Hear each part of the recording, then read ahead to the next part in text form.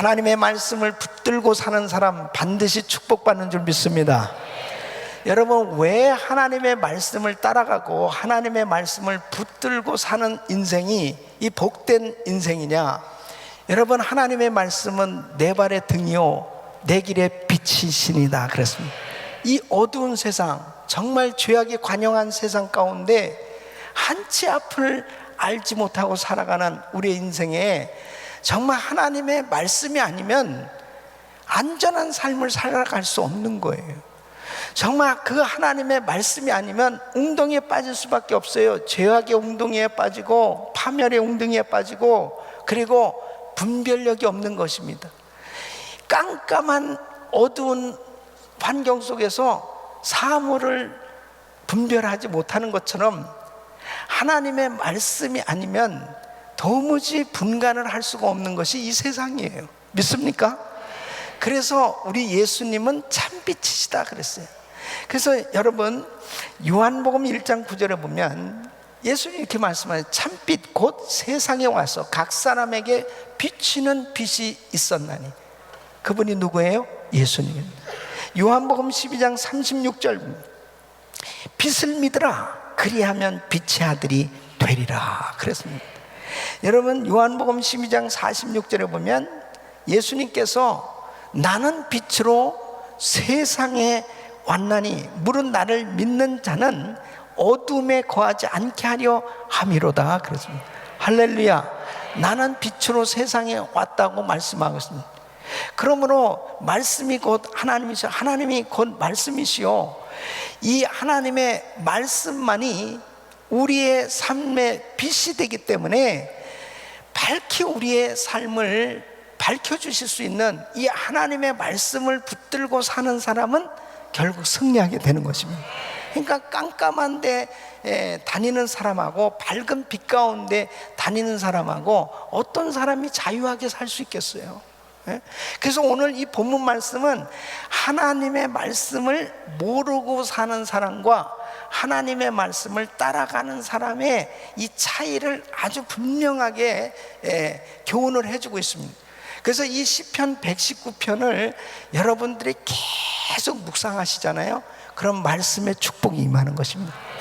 이 말씀의 능력, 말씀의 역할, 말씀의 이 힘, 말씀의 이 축복이 이 시편 119편에 그대로 담겨져 있습니다. 그래서 하나님의 말씀을 모르고 사는 사람은 어떻습니까? 제 뜻대로, 제 마음대로 행하면서 살아가는 것입니다. 그러니까 자기의 소견대로 사는 사람하고 하나님의 말씀을 따라 사는 사람은 엄청난 삶의 차이가 나타나는 것입니다. 오늘 이 말씀을 받는 분들은 축복을 받으셨어요. 왜 그렇습니까? 정말 하나님의 말씀 가운데 이 귀한 지혜를 얻고 지식을 얻는 사람은 일평생 축복된 인생이 될 수 있는 것입니다. 그래서 하나님의 말씀을 모르고 자기 뜻대로 사는 사람이 어떠한 사람인가 하는 것을 말씀은, 첫째는 하나님의 원수된 자라고 그랬습니다. 어떤 사람이 하나님의 말씀을 모르고 사는 사람, 자기 마음대로 사는 사람은 어떤 사람이 하나님과 원수된 자가 되는 것입니다. 그래서 이 시편 114, 오늘 이 본문의 113절 보면 내가 두 마음을 품는 자를 미워하고 주의 법을 사랑하나이다 그랬습니다. 하나님의 말씀을 모르는 사람의 특징이 뭐냐면은 두 마음을 품는 거예요. 두 마음을 품는. 그러니까 로마서 8장 7절에 보면은 육신의 생각은 하나님과 원수가 되나니 이는 하나님의 법에 굴복치 아니할 뿐 아니라 할 수도 없느니라 그럽니다. 왜? 하나님의 말씀을 모르니까 육신의 생각대로 사는 거예요. 근데 육신의 생각은 하나님과 원수가 된다고 그랬습니다. 그런데 바로 자신의 생각을 갖게 되어졌을 때는 반드시 헷갈립니다. 왜냐하면 진리가 아니기 때문에 두 마음을 품게 돼 있어요. 그러니까 보세요.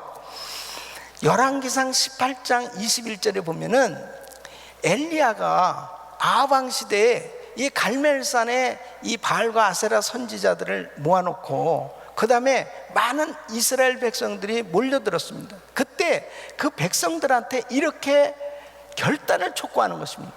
엘리야가 모든 백성에게 가까이 나가 이르되 너희가 어느 때까지 두 사이에서 머뭇머뭇하려느냐. 여호와가 만일 하나님이면 그를 쫓고 바알이 만일 하나님이면 그를 쫓을지니라 하니 백성이 한 말도 대답지 아니하는지라. 그러니까 하나님의 말씀을 따라가지 않으면은 두 마음을 품게 돼 있어요. 머뭇머뭇하게 돼 있다니까. 그러니까 한 발은 세상에, 한 발은 하나님께. 그러니 가랭이가 찢어지죠. 정말 불편한 겁니다. 정말 이럴 때는 이렇게 하고 저럴 땐 저렇게 하는. 그 전에 우리 교역자 회의할 때 그랬습니다. 우리 이제 2세 사역자들 가운데 한국말을 잘하는 사역자들이 있잖아요. 그러면 어떤 이야기를 해주면은 자기가 조금 행하기가 불편한 것 같으면 한국말 못 알아듣는 것 같이 하고 그리고 이제 아주 뭐 이건 너무나 본인에게 아주 기쁨이 될 것 같으면 너무 어떻게 이렇게 언더스탠드를 잘하는지 모르겠네. 그러니까 신앙생활 하면서도요, 요리조리 이 말씀을 지키는 게 너무 불편하고 부담스럽고 어려우면 잘 모르겠는데요. 그리고 자기 멋대로 행하는 거예요. 그냥 자기 소견대로. 그건 잘 모르겠는데요. 그러니까 여러분 보세요. 하나님의 말씀을 모르고 살면 자기 멋대로 사는데 그것은 육신의 생각을 쫓아 사는 거예요. 육신의 생각은 하나님과 원수가 되나니 그랬습니다. 여러분, 하나님과 원수된 자가 어떻게 복된 인생이 될 수 있겠습니까? 그렇잖아요. 아니, 하나님과 원수됐는데 어떻게 축복을 받냐고요. 그러니까 많은 사람들이 이 두 마음을 품고 기도를 할 때 응답이 없는 거예요. 그래서 야고보서 1장 6절로 8절 보면 오직 믿음으로 구하고 조금도 의심하지 말라. 의심하는 자는 마치 바람에 밀려 요동하는 바다 물결 같으니 이런 사람은 무엇이든지 주께 얻기를 생각하지 말라. 두 마음을 품어 모든 일에 정함이 없는 자로다. 그렇습니다. 여러분, 하나님의 말씀을 모르면 두 마음을 품게 돼 있고, 그리고 신앙생활이 성장이 안 될 수밖에 없는 게 뭐냐면 계속 머뭇거리는 거예요. 세상에, 하나님께, 교회에, 세상에 계속 머뭇거리는 거예요. 그러니 어떻게 작정하고 한 길로 가야 될 텐데 하나님 앞에 복된 그런 인생이 될 수 있냐 말이에요. 그러니까 로마서 5장 10절 말씀은 곧 우리가 원수 되었을 때에 그 아들의 죽으심으로 말미암아 하나님으로부터 화목해 되었습니다. 그러니까 이것은 무슨 말씀이에요?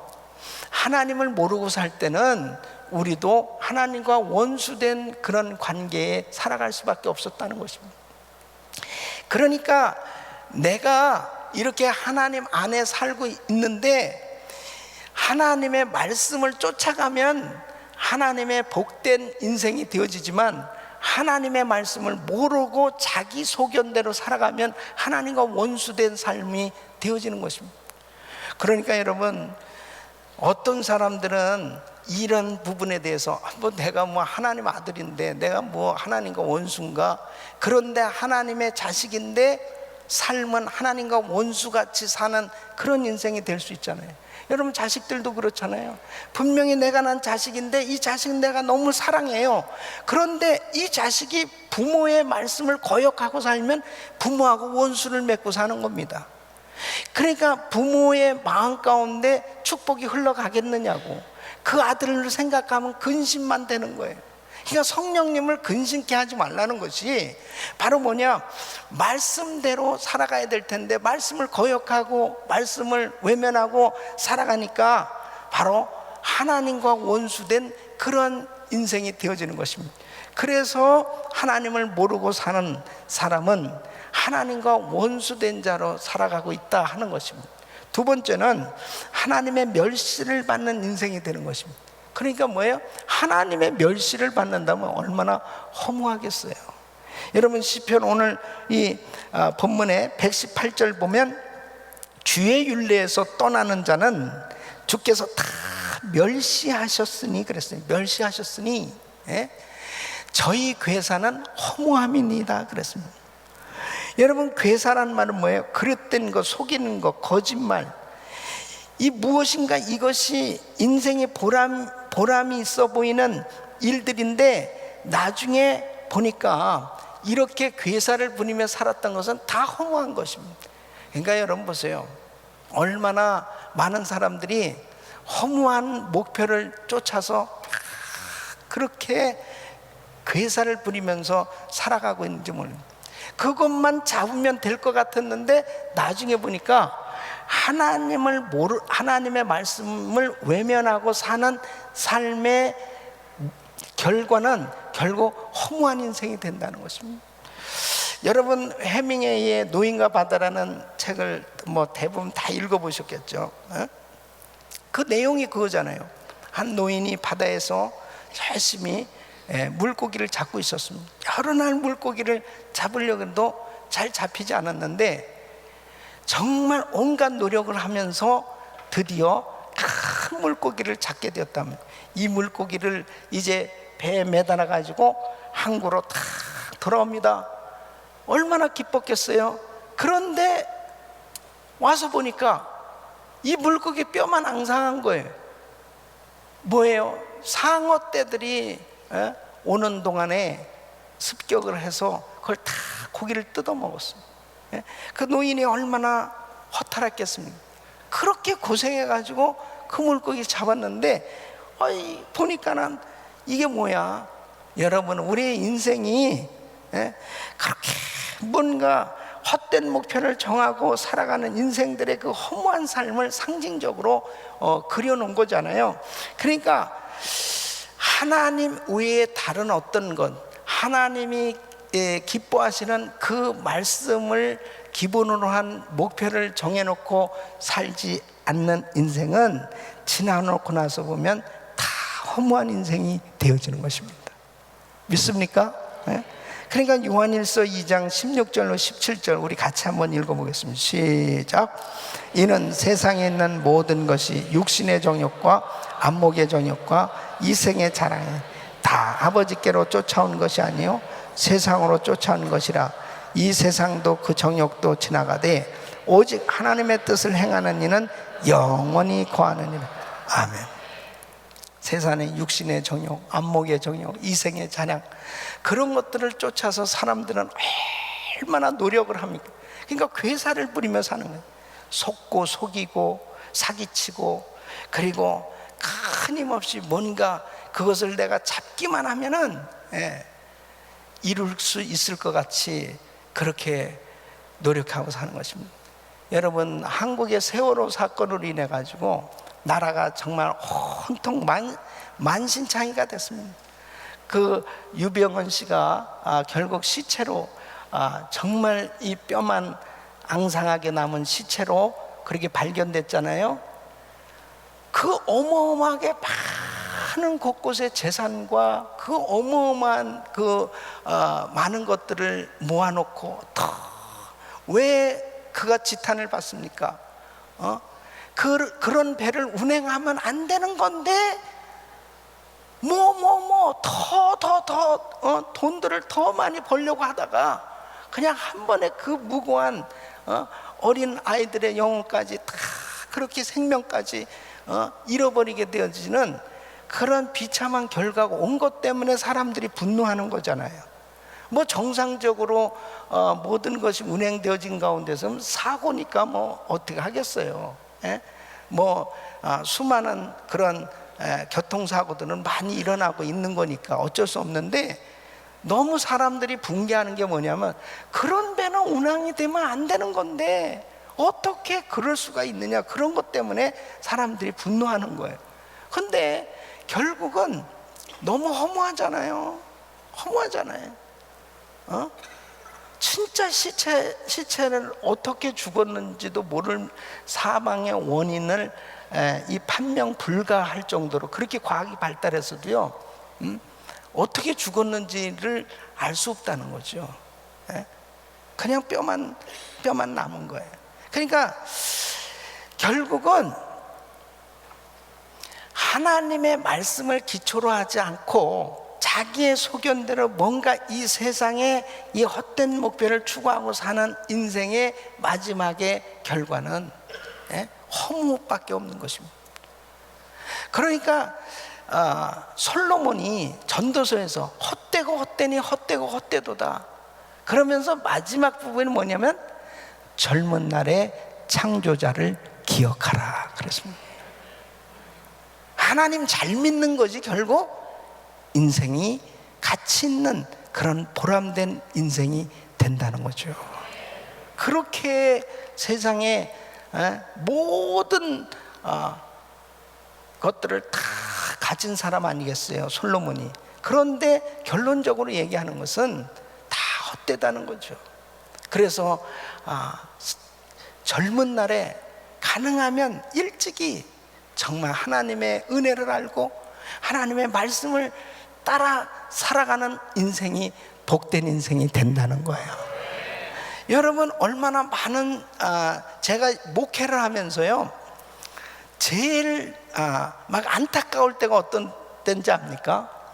하나님의 은혜를 아는 사람이 하나님의 말씀대로 살지 못할 때가 너무너무 안타까운 거예요. 그 말씀대로만 살면 이제 되는 건데, 그 말씀대로 순종만 하면 놀라운 기적이 일어나는 것이 막 보여지는데 너무 안타까운 거예요.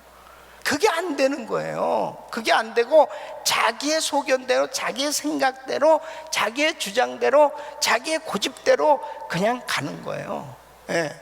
그러니까 그게 한계죠. 그 이스라엘 백성들 보세요. 이스라엘 백성들에게 애굽에서 그들을 하나님께서 이끌어내셨을 때는 무슨 광야 생활을 하면서 고생을 시키려고 하나님이 이스라엘 백성들을 애굽에서 이끌어내셨습니까? 아니, 하나님께서 자기 백성들을 너희는 좀 그냥 고생 좀 칙사하게 해야 돼. 너희들은 아주 고생을 좀 해야 훈련이 돼. 그래서 사실 이스라엘 백성들을 광야에서 훈련시킨 거 아닙니다. 하나님의 본심은 적과 끓이는 가나안 땅에 그의 백성들을 인도하시기를 원하시는 거예요. 이게 하나님의 본심이에요. 그런데 이 백성들이 말씀대로 순종을 안 하는 거예요. 조금만 힘들으면 애굽 생각하고 다시 한 장관을 세워서 다시 애굽으로 돌아가자. 애굽으로 돌아가. 애굽에 가면 수박도 먹고 후추도 먹고 그리고 고기도 먹고, 이거 만나불쓰러기나 맨날 이렇게 먹고. 비전이 없는 인생은요, 맨날 그렇게 살 수밖에 없어요. 그냥 육신의 것만을 추구하면서 살아갈 수밖에 없는 거예요. 그러니까 결국 지나놓고 나는 광야에서의 사는 인생은 너무 허무한 거예요. 너무너무 허무한 거예요. 여러분, 우리 성도님들은 가나안 땅으로 들어가야 됩니다. 할렐루야. 가나안 땅들은, 그러니까 신앙생활을 하면서 그게 보이는데, 가나안 땅이 보이는데 계속 광야에 머무는 사람들이 너무 속 터지는 거예요. 여러분, 가나안 땅에 들어가려면 반드시 요단강을 건너가야 되거든요. 요단강. 이 요단강은 배 타고 건너게 하시지 않았습니다. 하나님 어떻게 했어요? 반드시 발을 내디뎌야 되는 거예요. 근데 발을 내디뎌야 되는데 보면은 빠져 죽을 것 같은 거예요.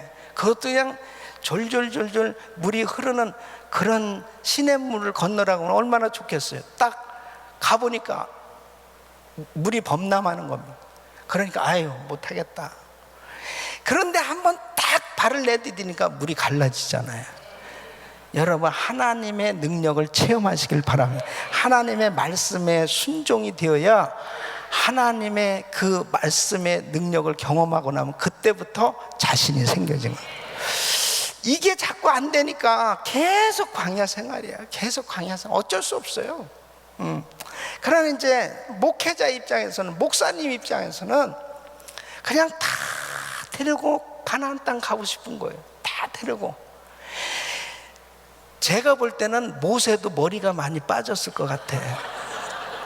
네. 허구한 날 보면, 야, 모세같이 그렇게 능력이 많은 사람 어디 있습니까? 그런데도 보면은요, 신명기, 민수기 읽어보세요. 모세는 허구한 날 엎드려 있는 거야. 죽을 고비도 숱하게 좀만 이게 모세 죽여버리잖아요. 또 이 장막에 돌아다니니까 불평불만하고, 뭘 불평하느냐, 아이고 우리가 왜 광야에 와가지고 이 고생하느냐, 막 그러니까 오죽했으면 모세가, 하나님 내 자식입니까 이거? 내가 난 자식입니까? 아니 내가 어떻게 이 자식들을 고기를 먹일 수 있습니까? 그러니까 또 하나님께서, 야 1개월 동안 아주 그냥 실컷 고기를 먹게 해주겠다. 아이고 하나님, 아니 소떼를 잡은들 족하겠으며 바다에 고기를 모은들 족하겠습니까? 이 많은 백성들을 어떻게 1개월 동안 고기를 실컷 먹이겠습니까? 그러니까 하나님께서 뭐라고 하세요? 여호와의 손이 짧아졌느냐? 그러면서 하나님 방법으로 쫙 메추라기 떼를 메추라기 떼 뼈 그러면서 아니 보니까 아주 그냥 어디서 이렇게 이 고기가 날라오는 거예요. 만물이 다 하나님 손에 달려 있어요. 그래서 예수를 믿어도 그냥 아주 확실하게 말씀을 붙들고 말씀대로 살려고 몸부림치는 인생이 되어야 복을 받습니다.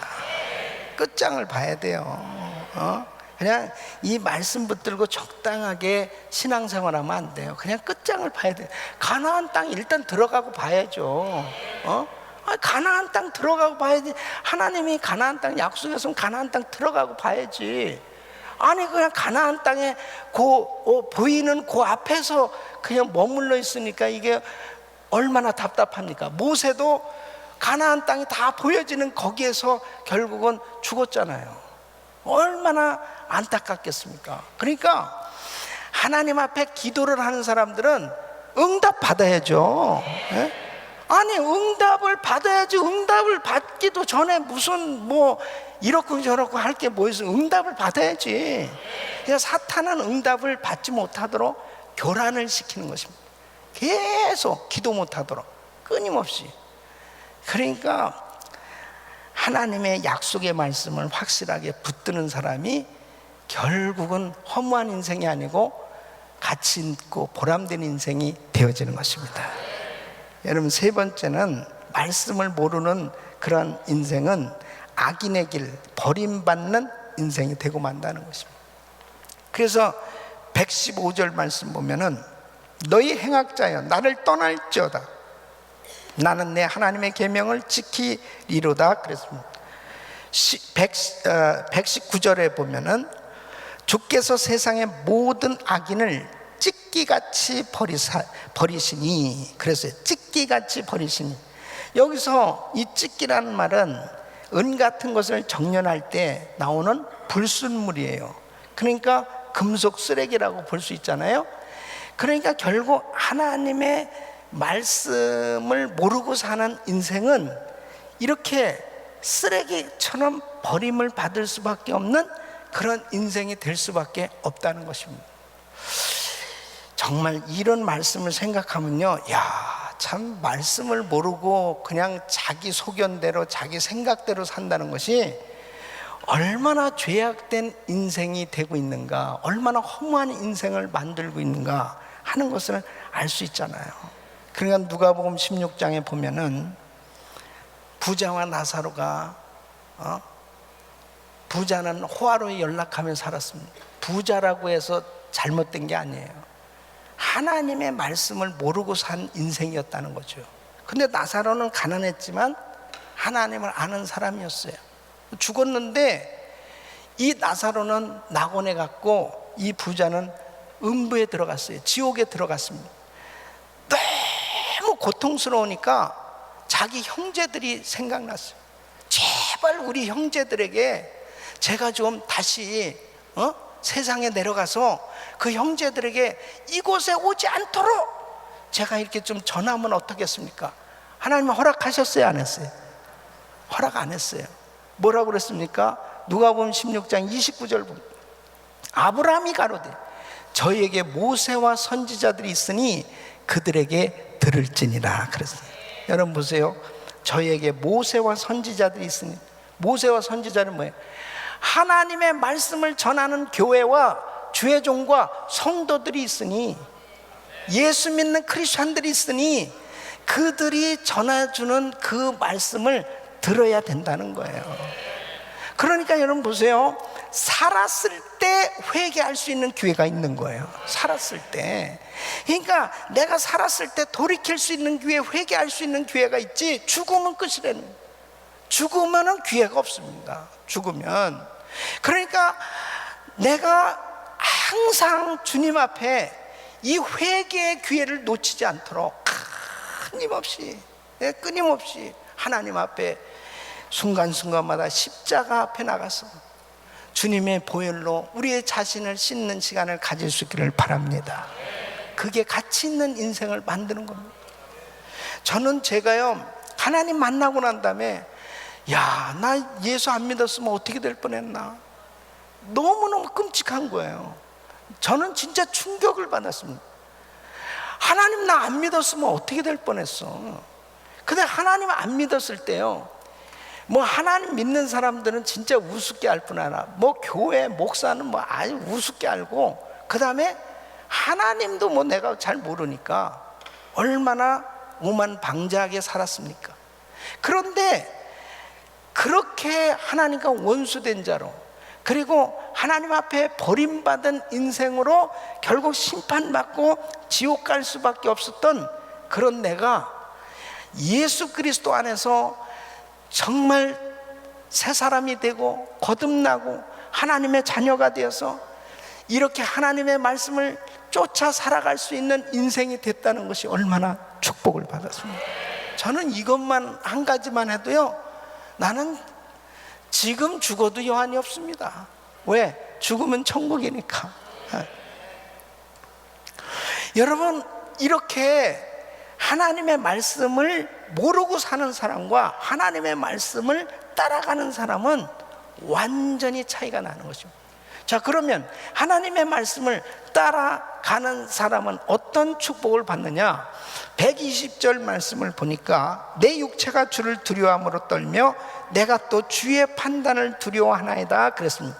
하나님의 말씀을 사랑하며 말씀을 따라 살면 하나님을 경외하게 되는 것입니다. 하나님을 존경하게 돼 있어요. 하나님을 경외하는 마음을 갖게 되지 않습니까? 그러니까 그분의 말씀을 귀하게 여기게 되는 것입니다. 그리고 그분의 말씀을 전하는 주의 종을 귀하게 여기게 돼 있습니다. 여러분, 사실 그래요. 주의 종을 왜 귀하게 여기겠습니까? 주의 종을 하나님의 말씀이 귀하니까. 바로 주님이 귀하시니까 주님의 말씀을 전하는 주의 종이 귀한 거예요. 아멘이 약간 천천히. 주의 종이 귀한 거예요. 자, 보세요. 그래도 우리 성도님들이 저를 귀하게 여겨주시니까 제가 이렇게 말씀을 증가하는 여러 어떤 말씀을 전해도 그 말씀을 신뢰하고 그 말씀을 믿음으로 받을 때 복이 되는 것입니다. 그렇잖아요. 근데 주의 종을 우습게 알아보세요. 주의 종을 아이고 너나 잘해라 그러면서 그냥 삐딱하게 앉아가지고 사파를 하고 다 이게 말씀을 들어보세요. 그럼 말씀이 다 그냥 흘러가는 겁니다. 그렇지 않아요? 그러니까 저도 제가 은혜 받기 전에 교회 다녀봤거든요. 근데 은혜 받기 전에 교회 다녔을 때 진짜 주의 종에 대해서 별로 그렇게 존경심도 없었어요. 예. 그랬을 때는 말씀이 별로 그렇게 들려오지는 않는 거죠. 그런데 그렇게 은혜를 받고 나니까 그냥 목사님은 그냥 하나님 동생 같은 거예요. 아, 진짜 제가 은혜교회 와서 우리 은혜를 받고 나서 우리 김광식 목사님, 나는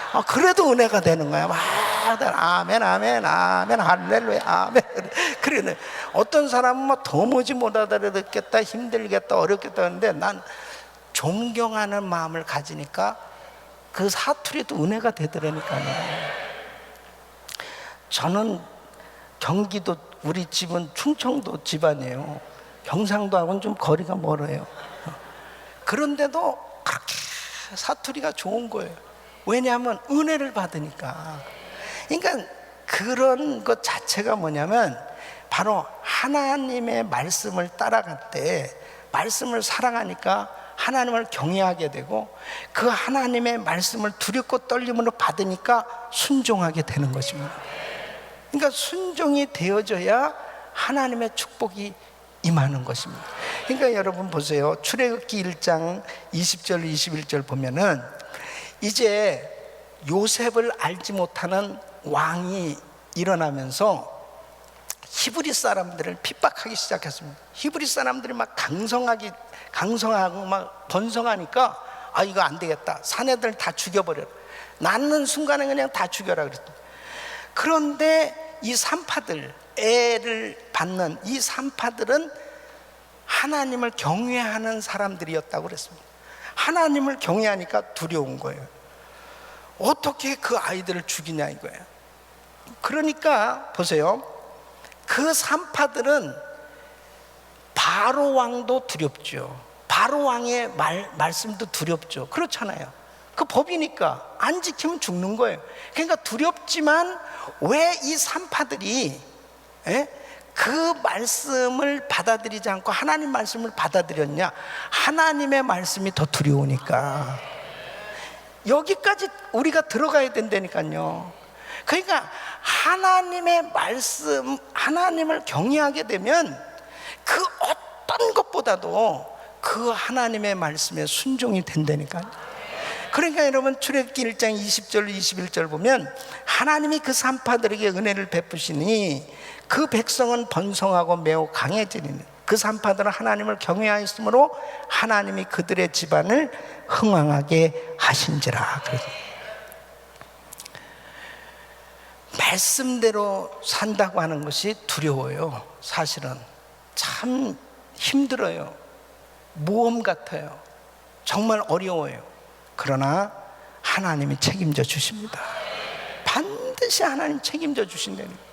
그러니까 지금 당장에 내가 뭔가 이익을 뭔가를 얻어보려고 막 하나님의 말씀을 무시하고 하나님의 말씀을 불순종하면서 뭔가 얻어보려고 하는 것은 결국 결국은 후회가 되어지는 그런 인생이 만들어진다니까요. 지금은 내가 말씀대로 사는 게 힘들지만, 어렵지만, 안 되는 것 같지만 지나놓고 남으면 반드시 흥왕하는 하나님의 번성하는 복을 받게 될 줄로 믿습니다. 여러분, 평양 산정역교회 유계준 장로님이라고 계세요. 이분은 예수 믿기 전에 깡패였습니다. 그래서 그때 그 마포삼열 선교사님, 훌 선교사님 이런 분들이 이제 평양에서 사역을 하면서 그분들과 동역했던 그 한국 분들이 있었어요. 초창기에 그 한석진, 김창식 이런 분들을 조사라고 불렀는데, 이러한 분들을 관가에다 고발했습니다. 그때 잡히면은 고문을 당하고 죽임을 당하는 그런 일들이 일어났다며. 그렇게 바울 비슷하게 정말 이 유계준 장로님도 예수 믿기 전에 그렇게 악질이었습니다. 그 머펫 선교사님을 때리려고 자기 일당들이 둘러서 가지고 전도하는 걸 막고 있었을 때 하나님의 강한 빛으로 하나님께서 은혜를 주셨어요. 그래서 이분도 꼭 바울처럼 그렇게 회심을 하게 되셨어요. 이렇게 주님을 만나고 난 다음에 그 모든 이 패거리들, 깡패 다 해체시키고, 그리고 그때 이제 신실한 믿음 생활을 하기 시작했는데, 그렇게 하나님을 만나고 나서 두렵고 떨림으로 하나님을 섬기기 시작하면서 이분은 정말 교회를 충성스럽게 섬겼습니다. 그래서 주기철 목사님께서 이제 옥고를 치르셨잖아요. 그렇게 어려움을 당할 때 그 집안을 다 먹여 살렸습니다. 그러면서 그 뒷바라지를 다 해드렸어요. 그 집안 식구들. 그리고 또 자기 집을 내서 교회를 짓는 그 일을 섬겼습니다. 그럴 때 그분의 그 자녀들이 6남 2녀였는데, 그 6남 2녀와 후손들 106명을 보면요, 다 잘 된 거예요. 세상적으로도. 모두가 대부분이 의사, 총장, 병원장, 교수, 또 그 남편, 그 딸의 남편은 국무총리, 이렇게 많은 이 후손들이 정말 하나님의 복을 받은 걸 볼 수 있습니다. 하나님을 경외하고 두려워하고 하나님 말씀대로 순종한 자 반드시 자손만대까지 복을 주십니다. 두 번째는 원수에게서 보호받음으로 두려움이 없는 이런 놀라운 복을 주십니다. 114절 보면은 주는 나의 은신처요 방패시라 내가 주의 말씀을 바라나이다 그랬습니다. 주는 나의 은신처요 방패시라, 나를 압박하는 자에게 붙이지 마옵소서. 121절에 이렇게 말씀을 하고 있습니다. 여러분 보세요. 하나님을 경외하면서 산 자에게 하나님께서 나의 은신처다, 우리 주님께서 피난처가 되어주시고 우리를 그분의 날개 아래 보호해 주시면 반드시 어떠한 어려움 가운데서도 하나님의 놀라운 구원함을 받게 되는 줄로 믿습니다. 이 은혜가 우리 모든 성도님들에게 임하기를 예수 이름으로 축원합니다. 세 번째는 소망이 결국은 성취되게 되어 있습니다. 결국은 이루어지게 되어 있습니다. 여러분 116절 보면 주의 말씀대로 나를 붙들어 살게 하시고 내 소망이 부끄럽지 말게 하소서 그랬습니다. 122절 우리 같이 읽겠습니다. 시작. 주의 종을 보증하사 복을 얻게 하시고 교만한 자가 나를 압박하지 못하게 하옵소서. 그래서 하나님께서 말씀대로 살 때 그 소망을 확실하게 이루어 주시는 그런 놀라운 은혜를 부어 주신 줄로 믿습니다. 늘 말씀을 소망하면서 사는 사람, 그 말씀을 붙들고 사는 사람, 결국 그 약속의 말씀이 이루어진다니까요. 저는 제가 정말 이렇게 신학교 다닐 때 참 힘든 그런 시간들이 있었습니다. 근데 지금 생각하니까 힘든 거지, 매일같이 하나님 앞에 성령 충만한 그런 상태가 되잖아요. 그러면 그런 육신적으로 힘든 거는 사실 힘든 게 아니에요. 하나님께서 가장 큰 축복을 주신 게 뭐냐면 말씀을 가질 수 있도록 복을 주셨어요. 말씀을 다 붙들 수 있도록.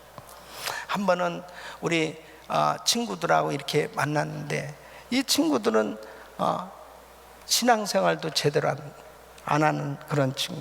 한 친구는 예수도 안 믿고, 그리고 또 한 친구는 이렇게 뭐 믿는다고 그러지만 그렇게 열심히 신앙생활들 별로 잘 안 했는데, 저는 육신적으로는 정말 아무것도 없는 그런 상황 가운데 있었습니다. 나는 결혼도 못했고 아무것도 없었어요. 근데 그 친구들은 다 모든 것들이 다 있는 거예요. 그런데 제가 이제 새로 큰 집을 샀는데 이사를 했다고 그래서 나를 초대를 했어요. 항상 다른 때는 초대 안 하고 정말 자기들이 잘 됐을 때 그때는 나를 초대하는 거예요. 그러면서 나보고 뭐라고 그러냐면 돌아오라고 나한테 그러더라고요.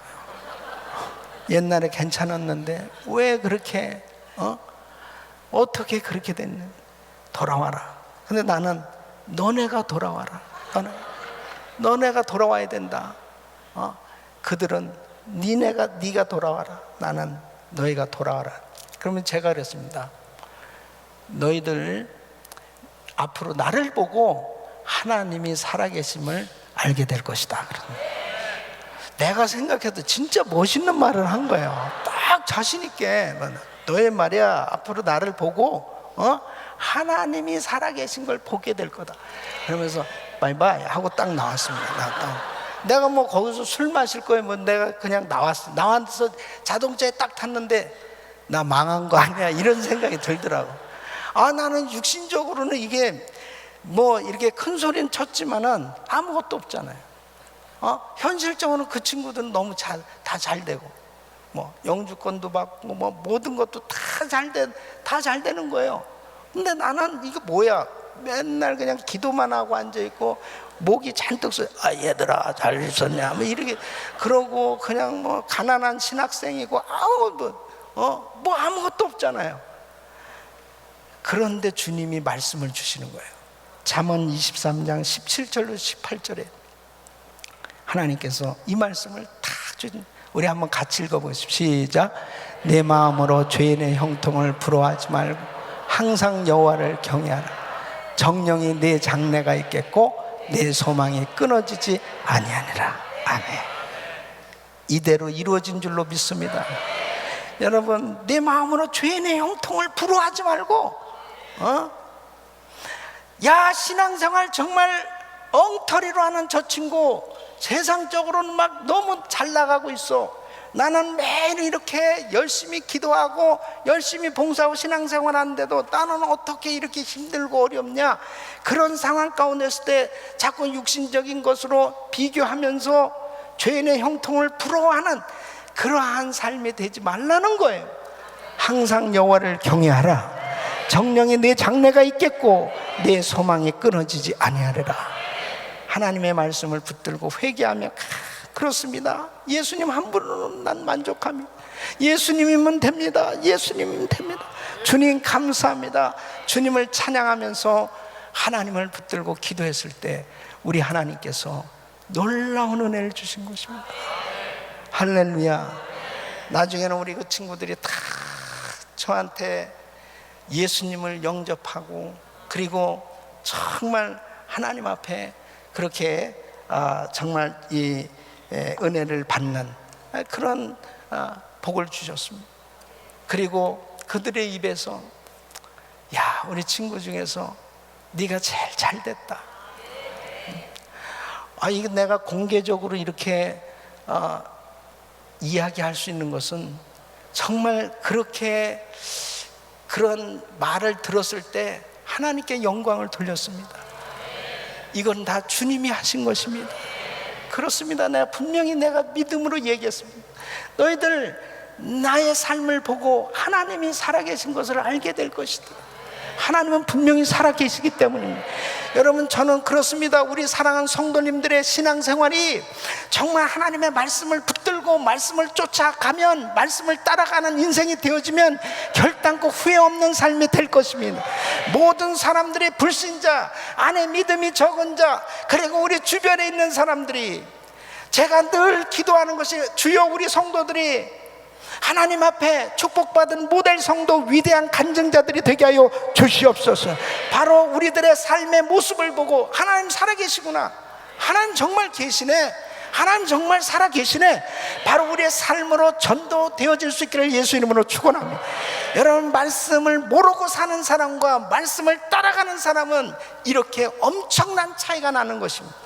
하나님의 말씀을 우리가 가지고 있으면서도 이 말씀을 붙들고 말씀을 따라가지 못하기 때문에 말씀을 모르는 자처럼 자신의 소견대로, 생각대로 그렇게 신앙생활 할 때 결국 아무것도 얻을 것이 없는 것입니다. 여러분, 우리는 하나님을 두려워하고 하나님을 경외하고 하나님의 신실한 약속을 믿고 나가면 어떤 환경 속에도 두려움이 없고 결국 소망이 성취될 줄로 믿습니다. 이런 은혜가 우리 모든 성도님들에게 임하기를 축원합니다.